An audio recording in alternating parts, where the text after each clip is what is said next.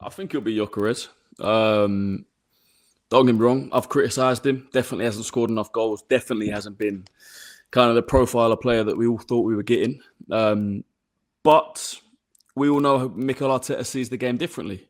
You know, Havertz wasn't brought in to be a goal scorer.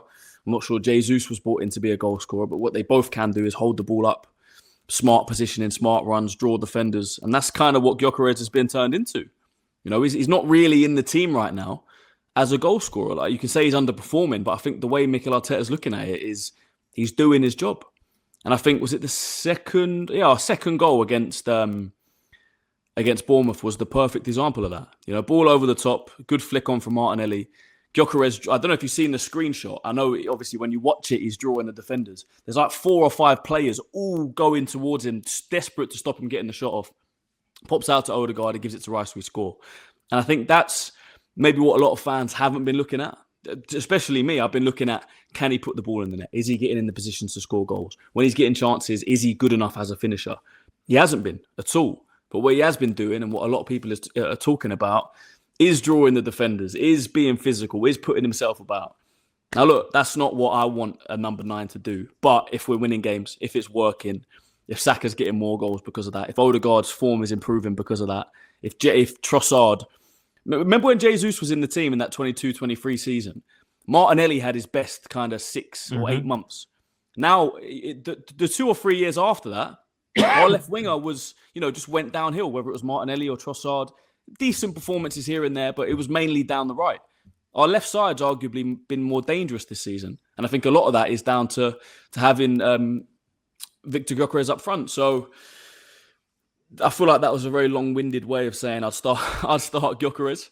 No, I get you though. I hear you. You backed up why. I looked at it the other day, Christian. I looked at I'm not really a stats guy. I just win the game or lose the game, right? For me, but when you look at stats, it's quite evident that Arsenal do better when Gyökeres is on the pitch. Now, whether that is because Gyökeres is great individually or whether he's actually allowing other people to be great, I'm still not quite sure.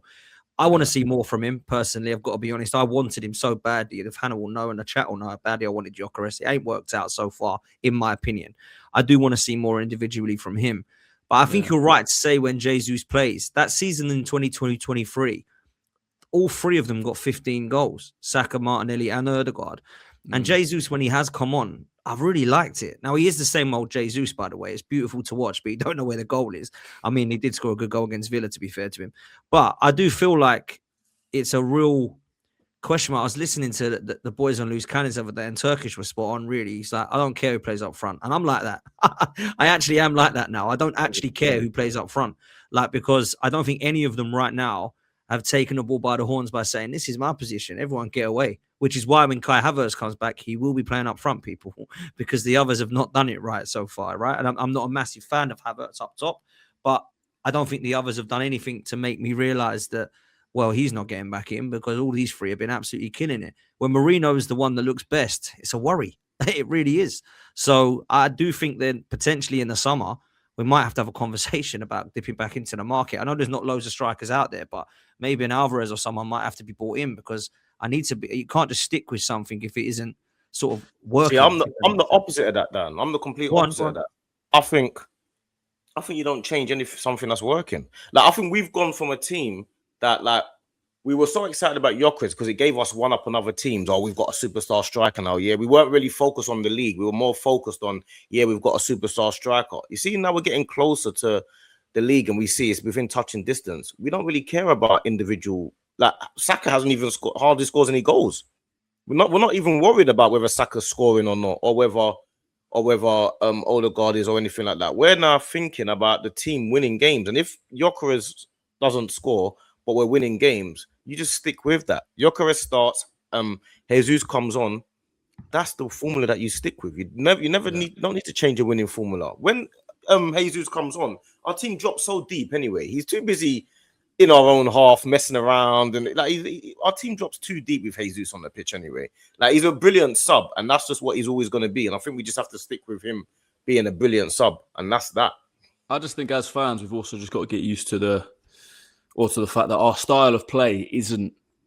We're not built to have a number 9 that scores most of the goals. We're built to have a number 9 and a striker or a false nine, should I say, that facilitates the rest of the team. You know, that's exactly what Liverpool were when Firmino was up front. Salah was outscoring him. Mane was outscoring him. You know, he was dropping deep. He was pulling defenders. He was linking up. Don't get me wrong, he'd definitely chip in with goals. But he wasn't in there to be the top goal scorer. You know, when you bring in a guy like Gyökeres, who obviously is the top goal scorer in Europe over the past 2 years, you think that maybe we're changing it. But if you look at City as well, a few years before Haaland came, they played with a false nine. No kind of recognised striker after obviously Aguero went. So that is where we are right now. And I think it will take a massive shift in system or a player that is on the market to come in for Arteta to change that. And I think for the next 2 or 3 years, while Jesus might move on, but I think it will still be there maybe next year. Havertz is going to be in the squad for at least probably 2 or 3 more years.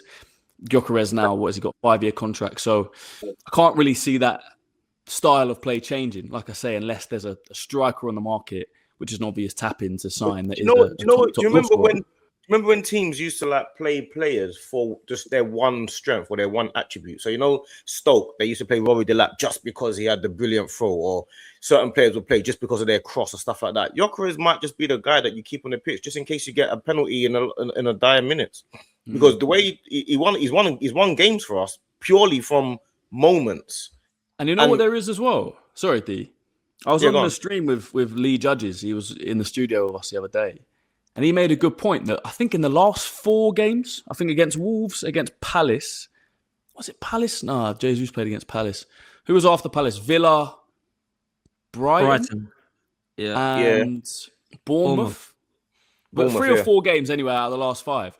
Every time Gyökeres has gone off, the other team's gone down the other end and scored. Yeah, scored. Yeah, we dropped too deep. It's definitely we are exactly that. We're definitely dropping deep. We're definitely sitting back more. And it's unfair and it's unfortunate on Gyökeres, because if Gyökeres stayed on, a lot of strikers get a lot of their goals in the last 20 minutes of games, and he always comes off in the last 20 minutes of games, so he doesn't really get a chance to kind of up his goal tally. But it's not really our concern. We wanted to win the game, but Jesus is coming on when teams are tired. It makes sense.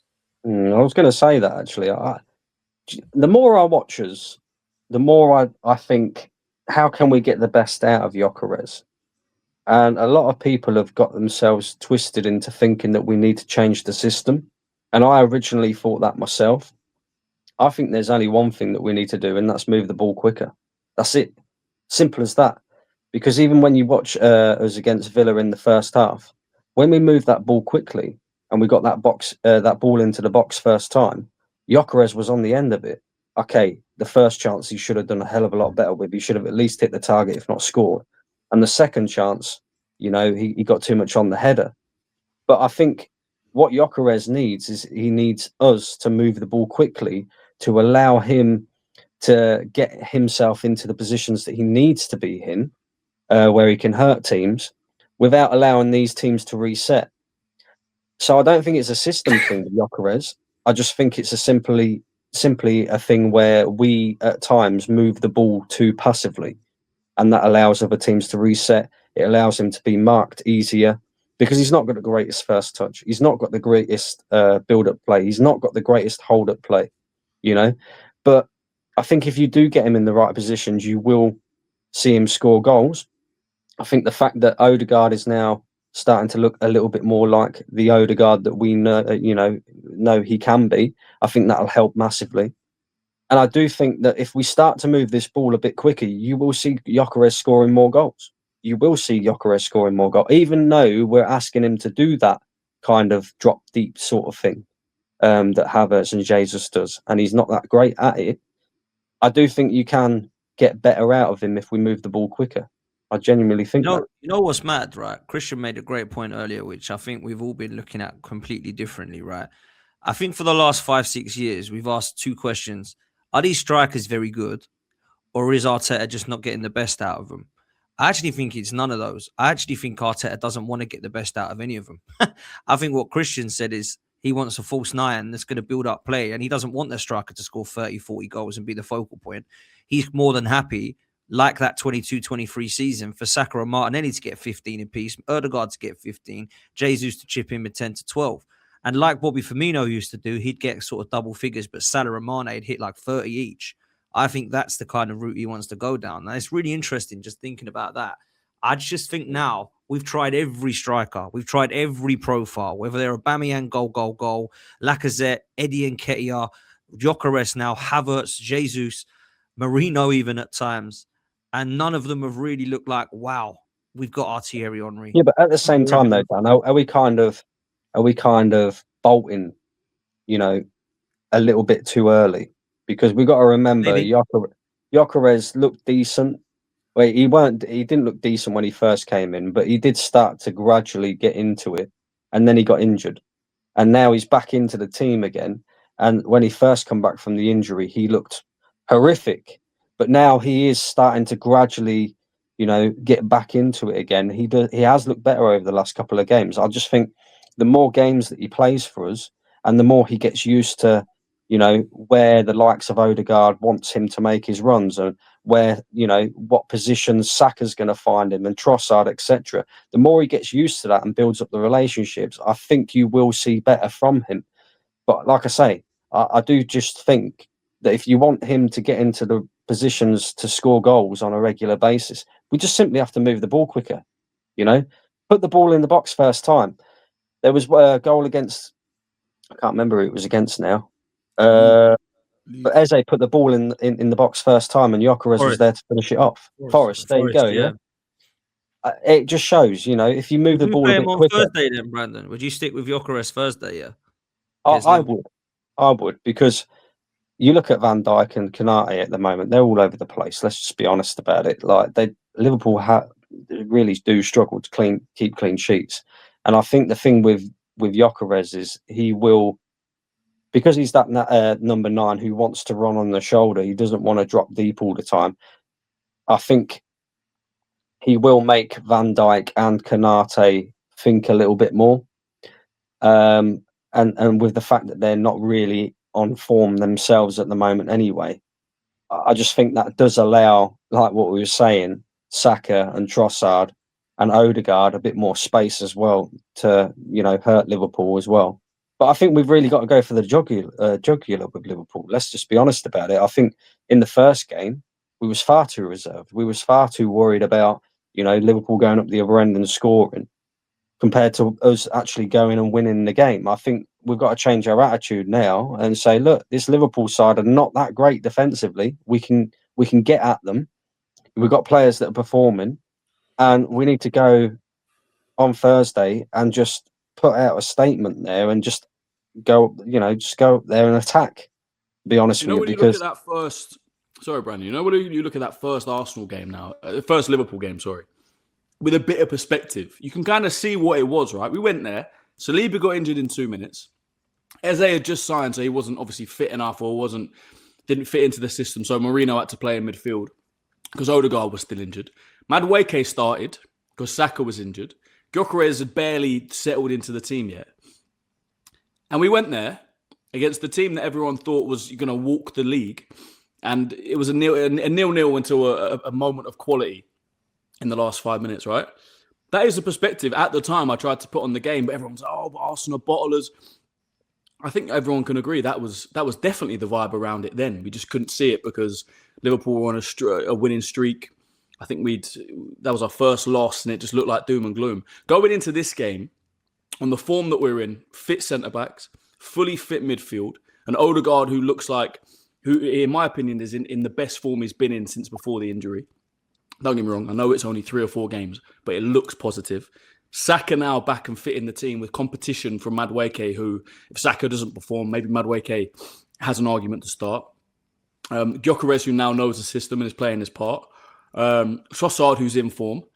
This is a completely different game, and we're at home, and we're top of the league.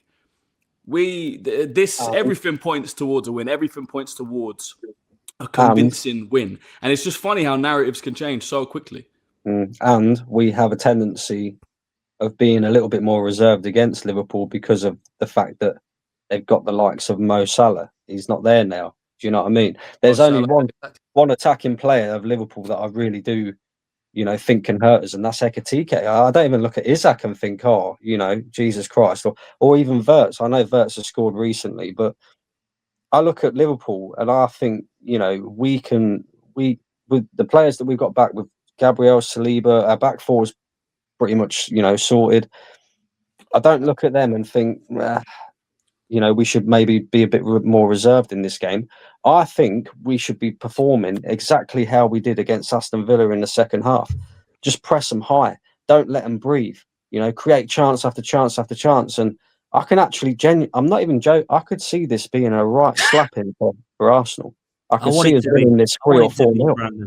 Let me tell you why we need to, right? Let me just quickly now bring Stricto and D into reasons why, right? When we were down and out, and it was down and out, and it weren't too long ago when you think about it, we had to hold 5 at Anfield. We had to hold 6 at the Etihad. We had to go to Chelsea and lose 6-0 on Wenger's 1000th game. Everyone battered us when we were down. Now it's time for us to do the same. So I would love to put 8 past Man United that they did to us. I'd love to go and stick 5 past Liverpool at the Emirates when they're down. This is what we need to now do. And I'm not saying that if we don't do that, it's a disgrace, because I'll take 1-0 because I just want to win these games, right? But I want to be convinced that we can actually destroy a team like Liverpool when they come to the Emirates, because they are not a good side right now.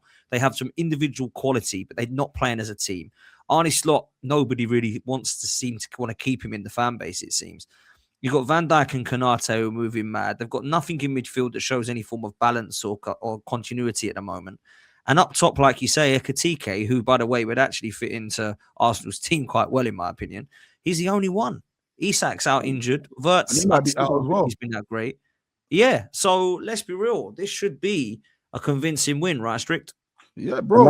Not only that as well, right? Liverpool from set pieces are shocking this season. Terrible this season. Bro, There you go. let me say to you, 100% agree with what you're saying, Dan.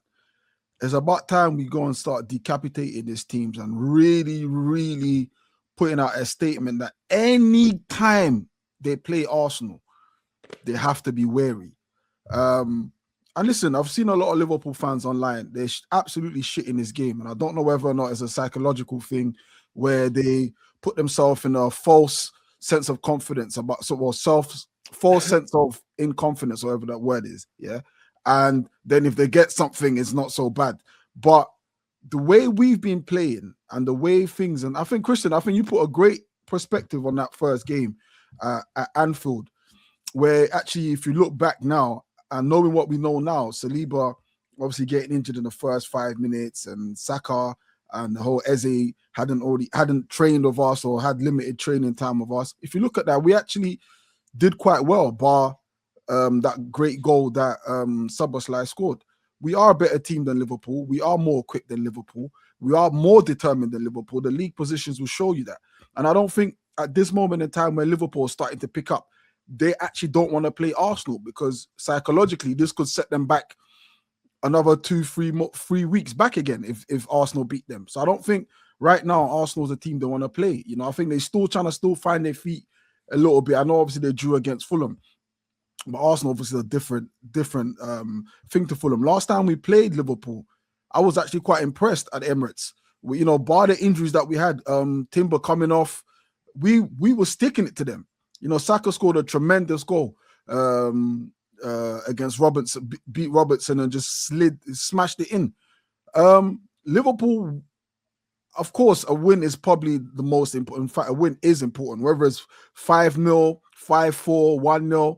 Just get the 3 points, job done. But I would love to humiliate Liverpool. We've done that to City already. And by the way, that was a City team without just Rodri. They had everyone else there. We humiliated them last season.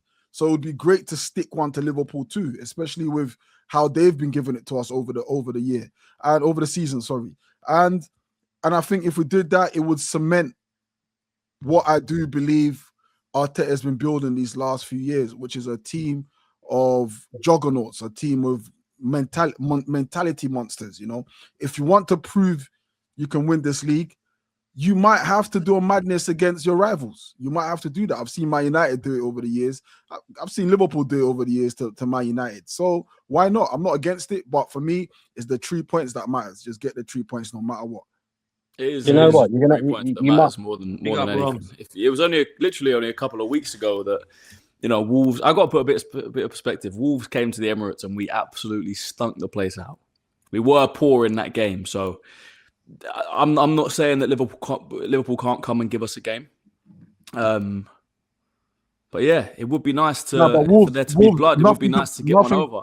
There's a free hit for Wolves. I think that game is. They played well though. We were awful. Well, terrible. It's a game no one else here can explain what happened in that game. It was one of those. It's literally just one of those games. I don't think you get two of those games in a season. You know, I think, in fact, if it's going to happen to any team, it should happen against Wolves. Do you know what I mean? But Liverpool, no doubt, don't want this fixture right now.